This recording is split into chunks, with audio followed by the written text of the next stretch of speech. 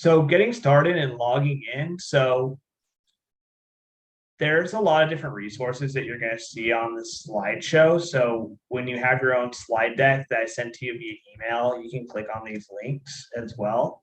So, and they're usually like blog posts or videos that go along with this. So just in case, if you want to go back, you can not only view this recording, but you can also click on the links and those will lead you to some really great resources. So when you're getting started and logging in with Canvas, as a teacher, you're going to log in and essentially have your dashboard of classes. You'll log in using your username and password, which is your email and the password, and then you'll see your classes that you're in, essentially have access to. And you can click on this and then access your course. I'm going to show you, I'm the admin, so I can go to any course. So I want to go to a specific course because it is the Escondido Teacher Canvas. So I'm going to search for that now.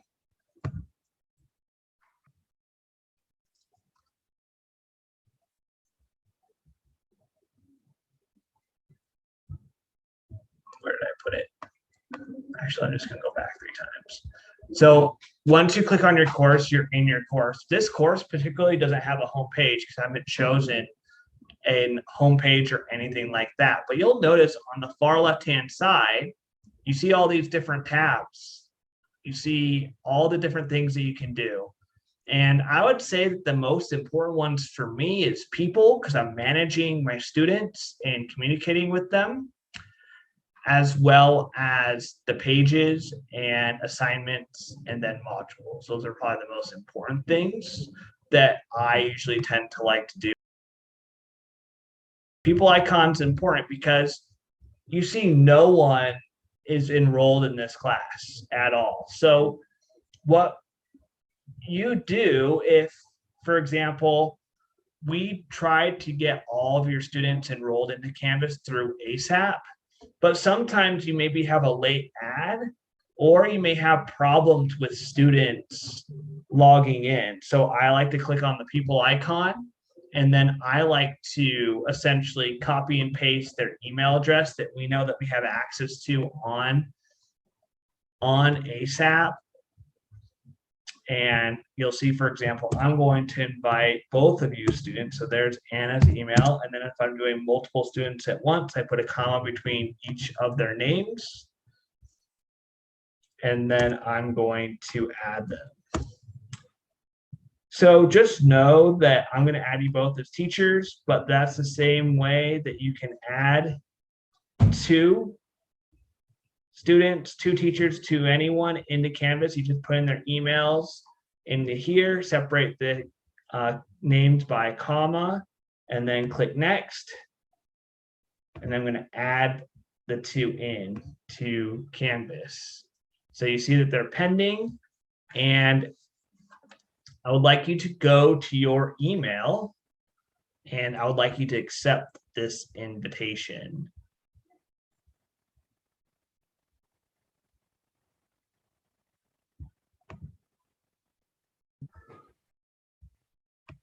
There's many settings, and as a teacher, you can access and do a lot of different things in Canvas.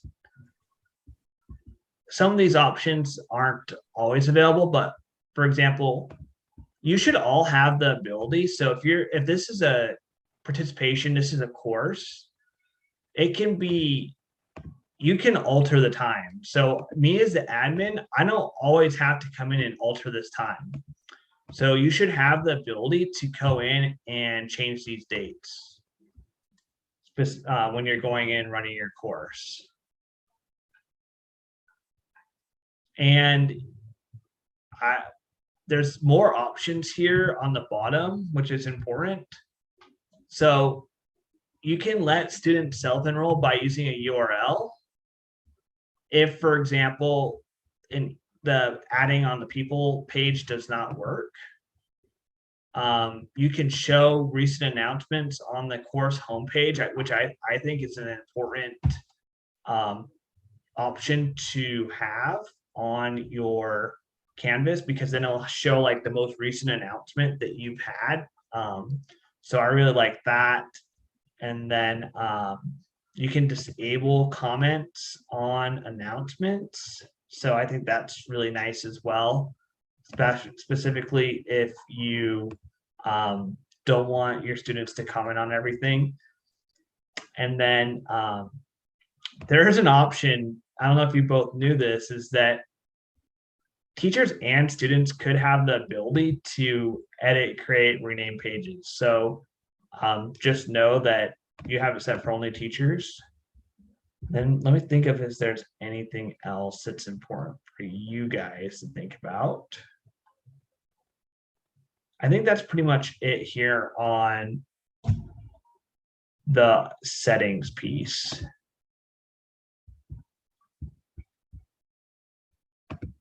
So we covered logging in, adding students. On our ETCN EdTech website, underneath the Canvas support, we have all these basic steps. So if you need to change your profile picture on Canvas through settings, remove items on navigation. So if you look here on Canvas, you can take off things off your navigation so that you or students do not have to see. So if I don't want files, I can move it or I can disable it. So that's really cool feature in navigation, and you can move them up and down, which is really cool within the navigation setting. These are some further options. So you can have mastery gradebook instead of a points-based gradebook. You can allow extra credit to be added to assignments. And then if we look at apps here, there are various integrations that you may have access to.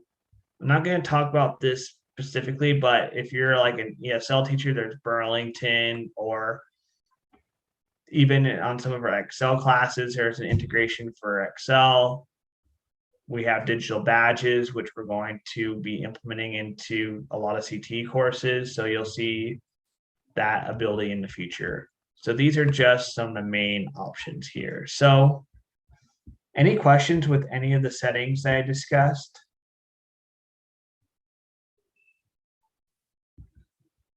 Okay. No. All right. So I'm going to jump into, I'm going to just cover that. So let's go into pages and modules. So a page is essentially just creating content for your students to review, or a landing page, so that students can review the content and then be linked to an activity or an assignment or something for them to do. I like to equate the pages as an airport, and the pages will lead them to a variety of different destinations. And one of the pages is the home page. And as you notice, this course does not have a home page. When you not have a home page, you'll just see a module here, and students will only get to click on the module. So I'm just going to create a new page, and I'll make that the home page while I go over some of this tutorials. So I'm going to name the page. When you go to pages, you click on new page. And what I like to do while I'm creating these pages, I like to make it bigger. There's a bigger option, and you use the escape button to essentially make it bigger, smaller. So that's what I really like. And then what's interesting about Canvas is that there's a save and publish and save option. So I like to build out my pages first and save them, and then I go ahead and publish them later on so everyone can see them. And when you're working in this mode here, there's no save button, as you notice. So you have to go down and click on save here. So when I'm in this option on a page, I generally, when we're thinking about instructional design, we want to keep the page really slick and easy to navigate for students, because what sometimes gets in the way is what we call cognitive load. The more visuals and more text that we have on a page, that creates more cognitive load. So we want to keep it as simple as possible, because what happens when there's too much stimulation, we have problems as humans processing that information from our working memory to our long-term memory. So when we're thinking about on a Canvas page, a slideshow, it's better to keep it simple with less text and maybe like a 1 or 2 visuals versus having a lot on the page. So that's really important for you to note. So what I generally like to do is I like to go here and put an image in, and there's a variety of different ways that I can put in an image. I can upload it from my computer. I'm going to see if I have the EAS logo. Do I have that on this computer? I'm going to see if there's an EAS banner. So yeah, so say this is a banner that I got for a course, or I created one on Google Draw, Canva, or whatever. You download it as a PNG, and then you upload it and click submit.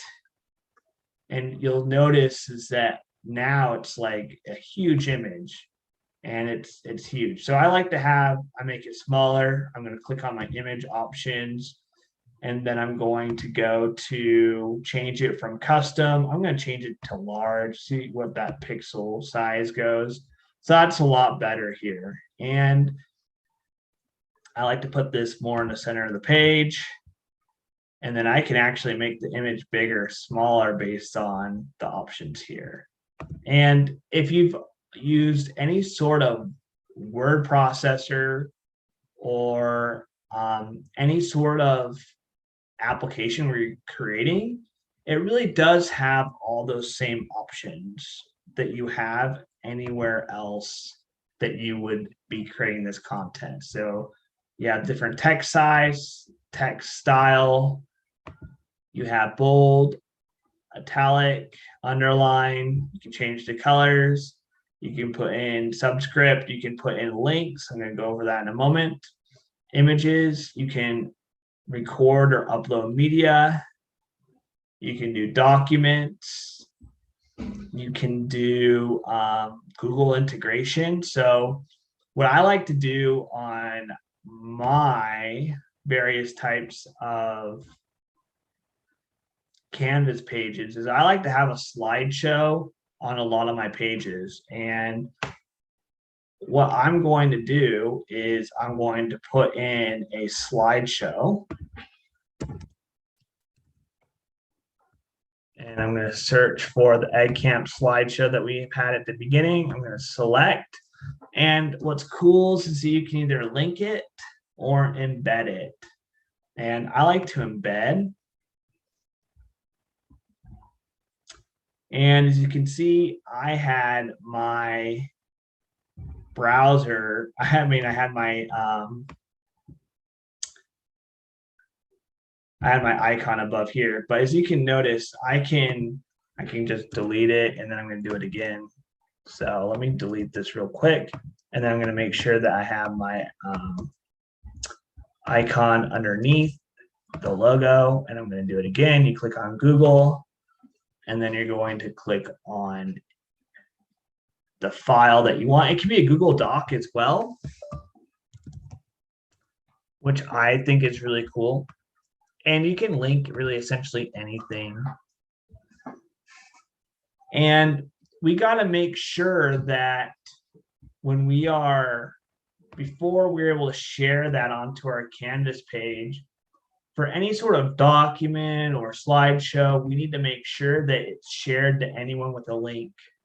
If it doesn't have that ability to share with anyone with a link, then we are unable, the students will not be able to see that specific slideshow, document, etc. So to make sure you share, you click on share, and then make sure you do anyone with a link can view.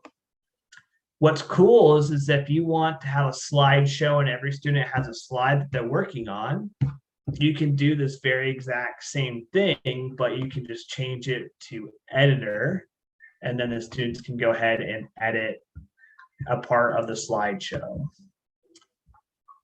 So I have my slideshow in here. I got my image here. And then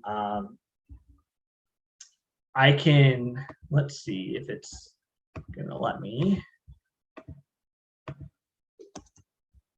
So I would just put like on my home page, I like to, or any page for that matter, is I like to create tables. So I click on insert the table. There's a table icon here.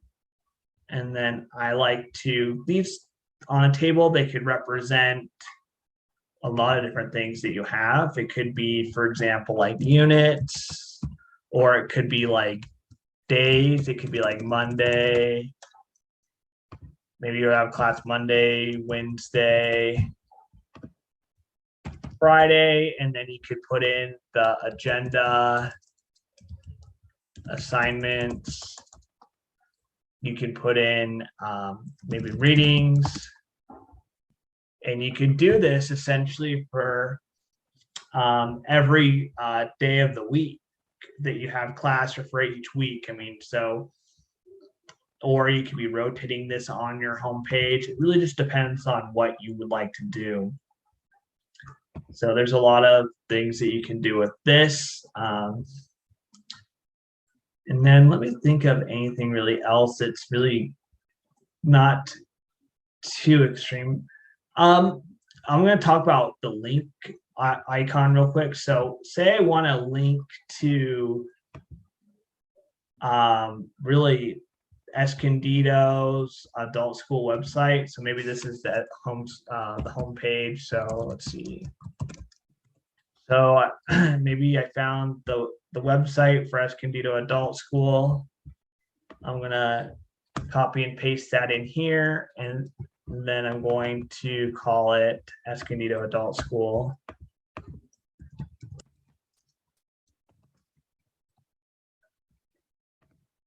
And that creates that hyperlink right here, as you can see.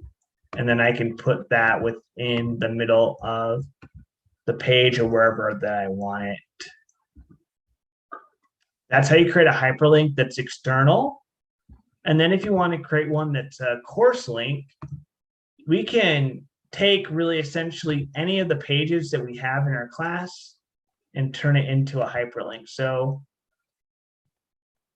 I only have one other page in this class, and if I just click on it, it says Matt's page here, and then that's directly a hyperlink to that specific page. It could be an assignment, quiz, etc. So I really like that feature on Canvas.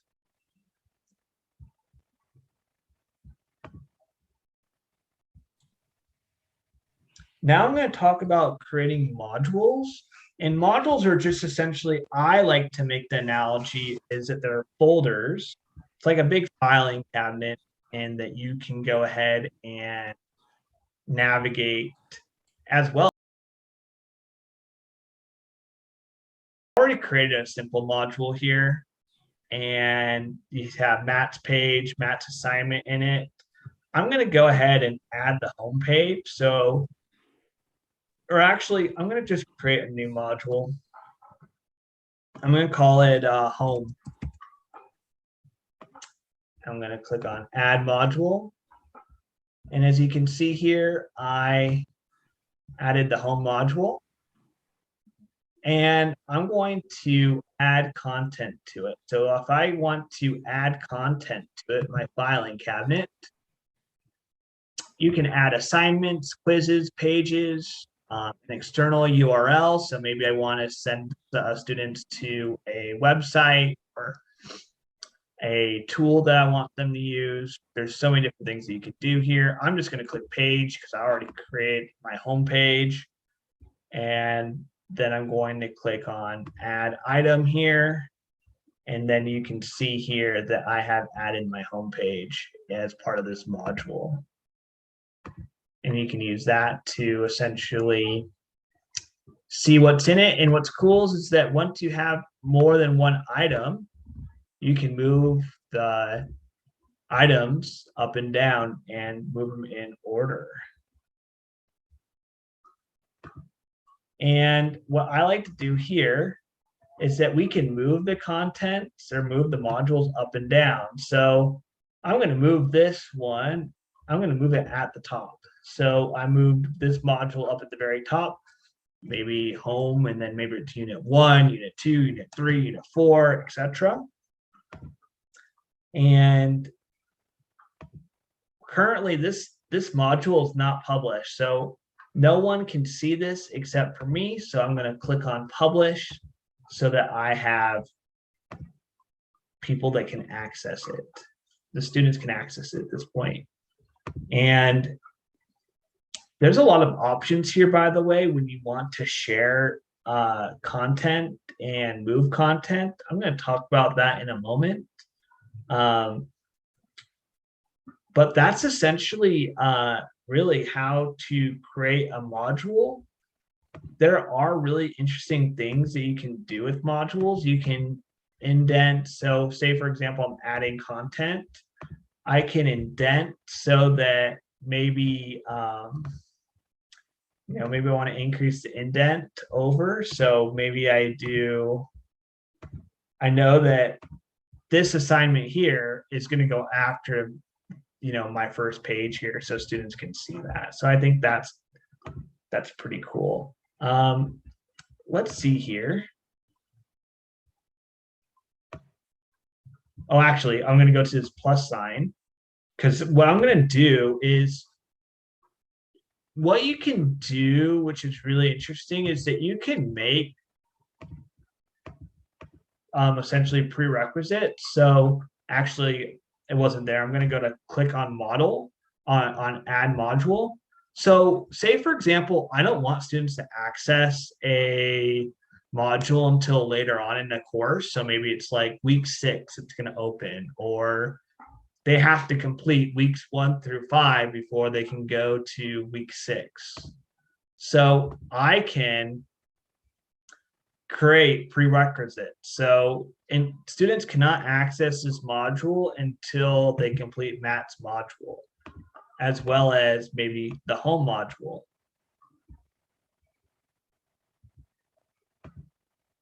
Or I can just lock it until a particular week the course is going on. So I think that's a really cool feature with modules, is that you can really essentially lock it until a certain time, or you can create prerequisites until students have completed this, they won't have access. So I think that's pretty cool as well. But that's essentially it that I want to talk about modules right now. Do we have any questions about modules? So now I'm going to start.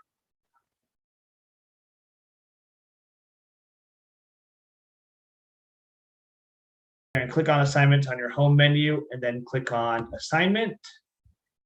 And there's so many things that you can do here, but just know that it's the same, essentially, the tool as you use when you're creating a Canvas page.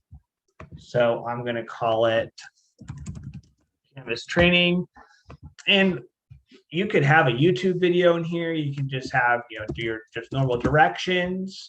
We can put a slideshow, Google Doc, really essentially whatever we want.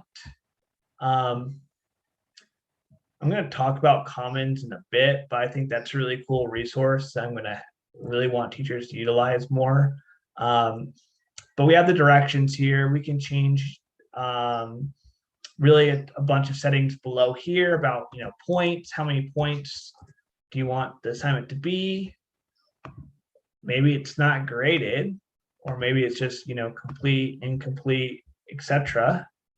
And what's really important to note here about assignments is that there's a variety of different options about how you want this to be turned in, or how the students you want them to interact. So in order for maybe a student to turn in the assignment, it's a text entry. So they essentially have to just respond to a prompt where the directions are above, and then they're given a text box to enter and then submit.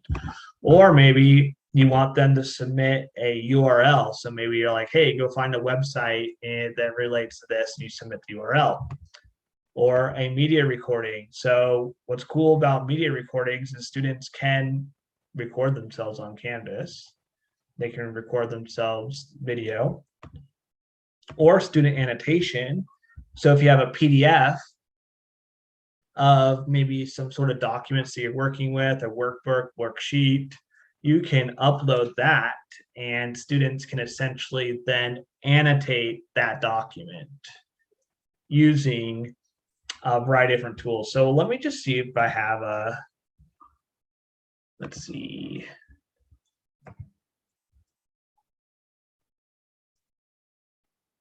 Let's see if I have a PDF that is interesting.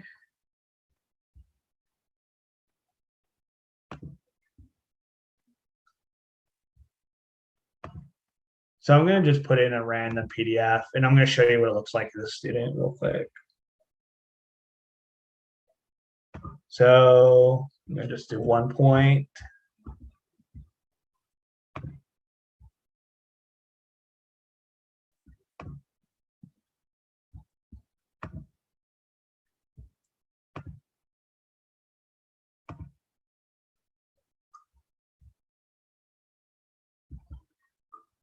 Oh, come on. Okay, so you see this, the PDF is coming up, and essentially the student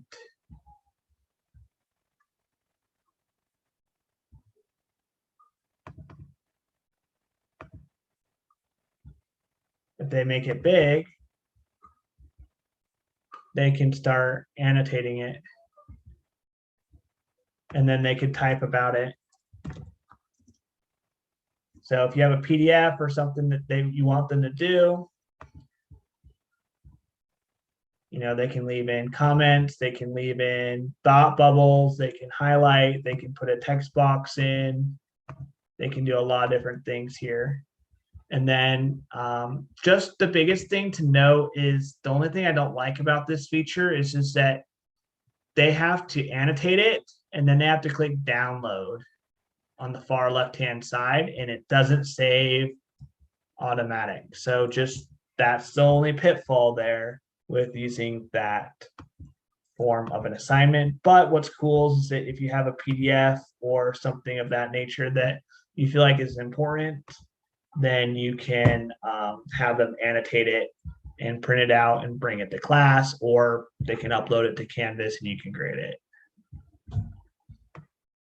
So student annotation is just another option. It can be just a normal file upload where a student can take a picture of the assignment and then upload it. Or I like external tools. I like to do a lot of Google Docs or Google Slides. So I use the external tool. And let's see, Google Docs. And the external tool allows me to select a document. And what's cool is that every single student will get a copy of the assignment. And then you as a teacher can grade that assignment when you're done. So now the external tool set. Always click on find and then click on the external tool that you want. And then you will click there, and then at the very bottom here, you can allow various types of attempts. If you want to differentiate, you have a smaller class, you can put it into various groups of students or one student or whatever you want there. And then the due date or when it's available from, just depends on what you want to do. And then you can, like I said, assign it to anyone. So that's pretty much it with really putting in an assignment. I'm going to show you a quick little fun thing, very similar to what I did earlier.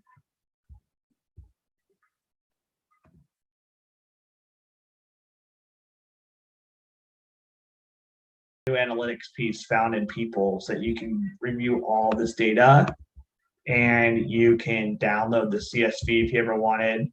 You can email the student and you really can see their progress outside of what you see on the people page and their activity by just clicking on those three dots and going into new analytics. So I really like that. I'm going to talk before I go into the grade book. I'm going to talk quickly about announcements. Announcements just generally are what you can put in at the very top of your class. Basically an announcement saying like, hey, you have a test this day, or you have an assignment due, or hey, we're in person today versus we're online today. So that's kind of cool. That you can create those assignments.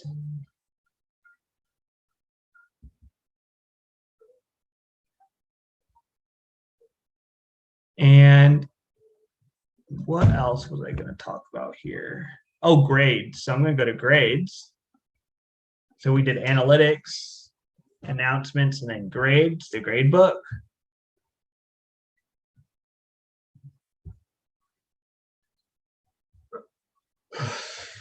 If this loads. Okay.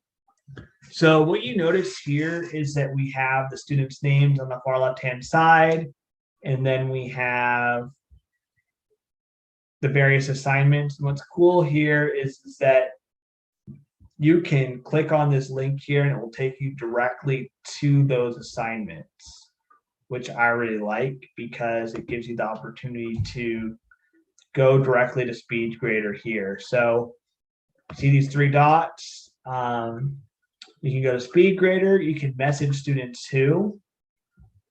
You can message students who have not submitted yet, haven't been graded, scored less than, more than. So I really like that feature. Besides the SpeedGrader, you could curve grades if you want based on the average score of the assignment or test,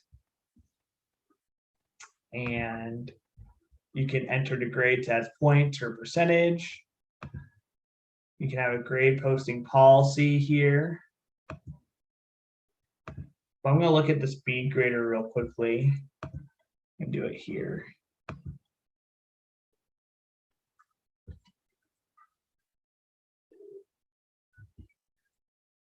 So this is a SpeedGrader here. You can just see various pieces of the assessment here.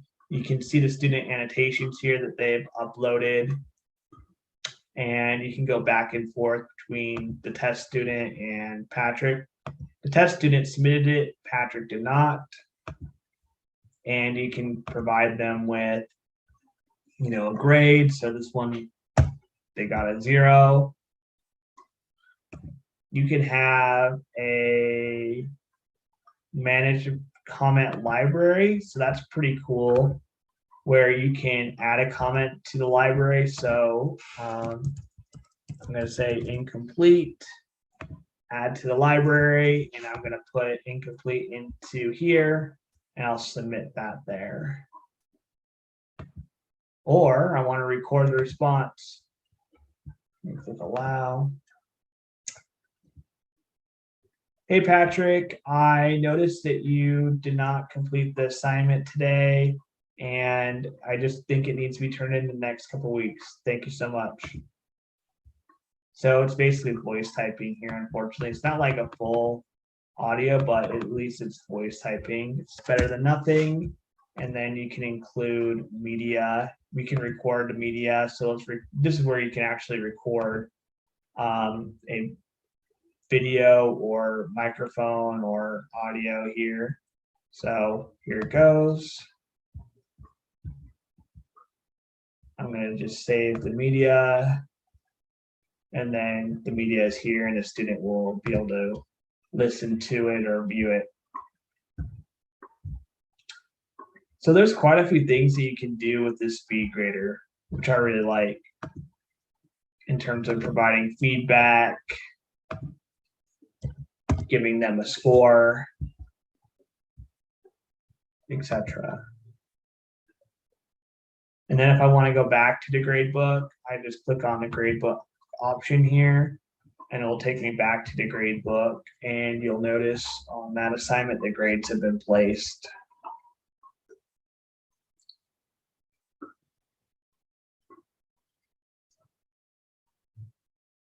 So yeah, so you see on the far right-hand side here, the grades have been placed.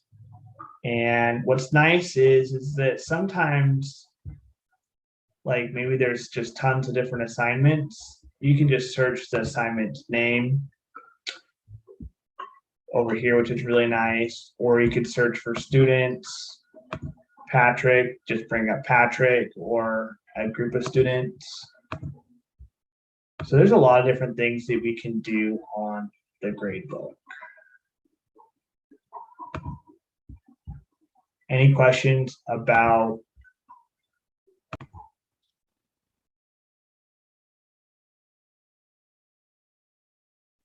show you how to take a module that you've created and move it into a course. So I'm on my modules here, on my module page here. And this could be any course. And I can go to these three little buttons here. And maybe I was collaborating with someone, or this is what we could call a sandbox course. So a sandbox course is essentially where you dump all your materials in, and then you take those materials and put it into the real course. So there's a variety of different ways that you could think of doing this, but you can just say you've already created in this course, this sandbox course, or maybe you've already done this course and you want to copy over some pieces of your old course to it. All you need to do is you click on the module, click on copy to, and then you need to type in the course name. So I'm going to type in medical billing and coding. Let's see. So Anna, see how this one comes up for your course, for your fall? I would just need to click there and then click copy. And then that will appear in that fall 22 class, that module with all that work. Okay. And then if I wanted to send it to someone, so maybe we want to send it to another teacher, maybe we want to do it to, let's see, I'm just thinking of, let's see, if you just type in my name, say you want to send it to me, you can send it to me or send it to anyone that you may be collaborating with, or they maybe want something from your course to put into their course. So you could send it there as well. So you can copy it into a course you have access to, or send it to another person that they want it in their course, and it can happen back and forth. So that's a really cool piece. So that's just really one way of taking your content that you've created somewhere and putting it somewhere else. Does anyone have any questions about that?